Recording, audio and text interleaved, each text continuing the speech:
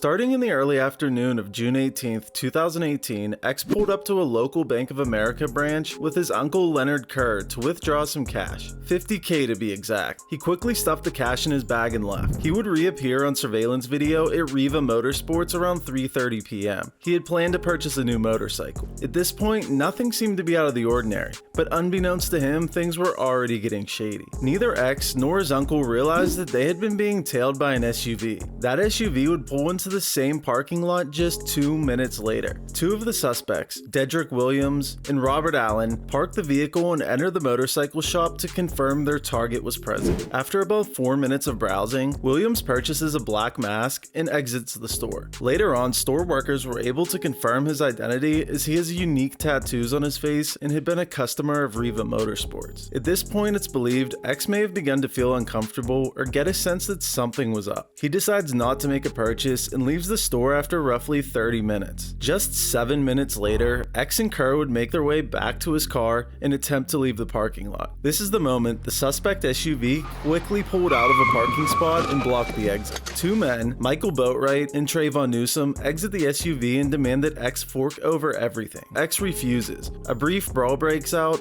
and X's uncle makes a run for his life. It was just a few seconds later, as Kerr was running from the vehicle, that he heard the fatal shots. The suspects grabbed the Louis Vuitton bag full of cash and took X's chain right off his neck. He had been hit multiple times in the neck. He was rushed to the hospital in critical condition and would be pronounced dead just a little over an hour later. Around the same time, the suspects begin arriving back home. They start taking photos with the stolen cash. This continued through the night as they took turns flaunting the cash, dancing, and posting to social media. The following day, Boatwright would be spotted spending more than $800 in a sports store, still rocking the same shoes used in the crime. This shopping spree is what would ultimately connect the suspects to the crime and help investigators build their case. Considering the vicious nature of the crime and lack of remorse, we can only hope that Dedrick Williams, Michael Boatwright, and Trayvon Newsom are found guilty and sentenced accordingly. For the latest news and rap, hit subscribe.